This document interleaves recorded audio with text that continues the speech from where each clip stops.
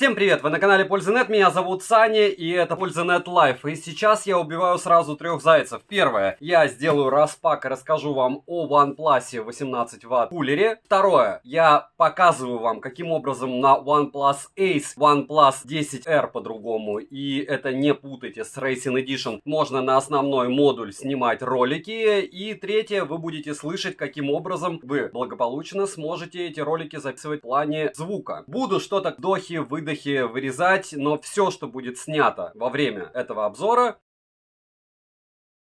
скрываем. Если вы поддержите лайком и напишите в комментах, что такое вам интересно, то такое буду продолжать, потому что много девайсов, которые на основном канале я не хочу размещать, но на лайв-канале для тестов смартфонов мне бы было это интересно сделать. Упаковка прямо большая и шикарная. Написано, что она 18-ваттная, эта штуковина, и ее я буду, кстати, юзать еще на Твиче этим телефоном. Примеры будут тоже, разумеется, в ролике. Вот так эта штука будет выглядеть. На любой смарт ее можно вешать. Вот эта вот штуковина, контакт, разумеется, снимается. Сколько весит, я вам сейчас скажу. Опять же, весь подъем, что вы видите, был сделан на OnePlus Ace. 113 граммов. Внутри коробки есть еще, скорее всего, кабель для зарядки этого устройства, либо подключение к нему, скорее всего, как рекомендуют все, смартфона. То есть вы берете благополучным образом через Type-C-шник, по идее, подключаете к кулеру, а кулер сам вы к смарту не подключите. Здесь один механический переключатель в 3 режимах, довольно массивный. Если брать размеры, то это у нас 5 секунд. 87 миллиметров. По самым объемным частям 58. И в толщину вместе с лапками, ну, около 41 миллиметра. Вешать можно это дело на все, и на 13 Pro Max iPhone, я в подсъеме вам покажу.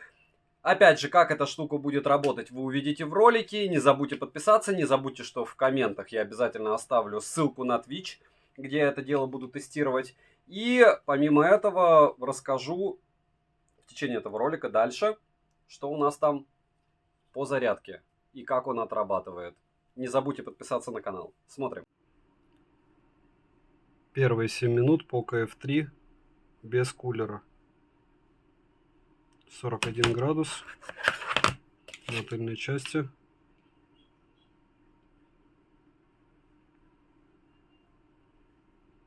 Также 41. Температура без кулера, без чехла, 22 минуты, ничего не поменялось. Ну, график единственное печальнее стал. Последние секунды теста, все так же 41 градус. И график, вы сейчас увидите результаты. Плюс-минус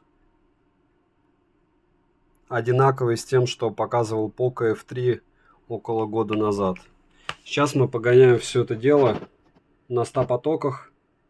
30 минут также, но уже с кулером. А вот это интересно, потому что температуру он показывает в принципе ту же. Скорее всего, он цепляет и кулер.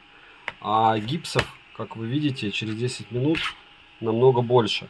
Если посмотреть внутреннюю температуру самого смарта, то, скорее всего, сейчас посмотрим,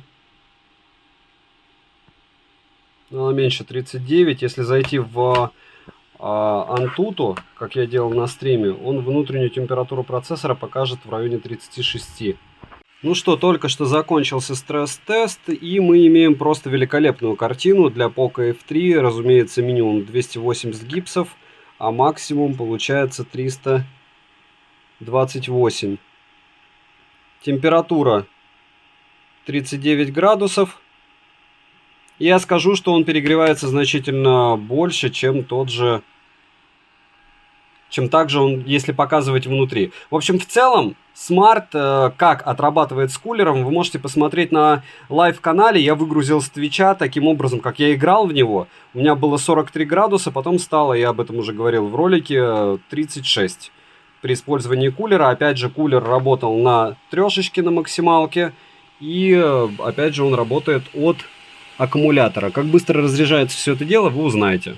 А резюмировать мне бы хотелось немного по-домашнему. Почему? Потому что студия, фронтальная камера 1080p 30 fps, Это OnePlus Ace. В первую очередь обзор был для того, чтобы вы поняли, насколько хороша съемка. Насколько полезен ли кулер, в описании будет на него ссылка. По мне, вещь абсолютно бесполезная. Лучше покупать то-то, что минимально будет греться, что уже показало себя стабильно. Тот же Ace Racing Edition в играх одновременном Твиче. Ace обычный вы видите на моем канале на Твиче и на лайве. В принципе, что работает стабильно, и смысл вешать кулер на Poco F3, допустим, таскать с собой банку, искать где подключить. Ради чего? Вы можете совершенно свободно купить какой-нибудь яблочный смартфон и играть, опять же, в играх на соревнованиях. Эти штуки, конечно, заманчивы, они классно выглядят, они холодят. Да, если ты подключишь его, подключишь смартфон, будешь сидеть в проводах, потому что один, черт тебе при любом раскладе, смарт будет по-любому садиться довольно быстро, если ты много часов будешь играть, там 4 часа больше. И вот с этими кабелями, кабельным хозяйством ты будешь везде ползать. Нет. Штука интересная. Если тебе надо локально, там, допустим, в течение 2 часов отыгрывать и так, чтобы у тебя точно ничего не произошло, и тебя не бесит этот шум, а шум довольно приличный, все будет в огне. Целесообразность покупки, я не знаю людей, которые пользовались этим. Я 3 года рассказываю о подобных устройствах, начиная с Black Shark. Все они в каком-то смысле хороши, кто-то их использует какое-то время, но в целом сказать, что вы будете юзать их постоянно, я не могу. И,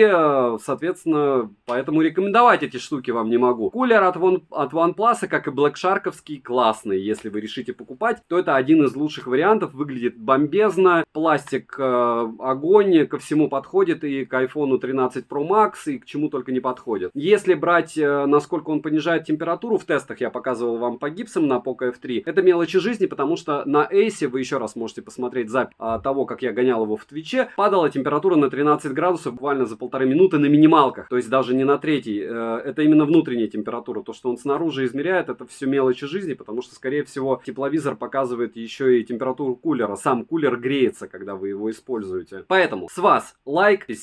Понравился ли вам тест, в первую очередь, камеры смартфона. Я надеюсь, что вы поддержите данный формат. Я буду рассказывать о большом количестве вещей. Плюс интересно, это вот специально. Без микрофона родовские у меня есть прямо супер крутые. Это без, опять же, могу микрофон шуровский подключать к смартфону, либо потом записывать. Ничего этого не делаю, никаких масок, никаких фильтров. Единственное, включаю свет, и то не всегда, то есть на подсъем нет. И вы видите, как можно снимать на смартфон BBK, ужасный BBK, даже на фронталку. Обзор на этот девайс, разумеется, будет. На Ace Race Edition уже был. Спасибо за просмотр. Девайсу от меня нет, от вас, возможно, да. Добра и удачи вам, дорогие друзья.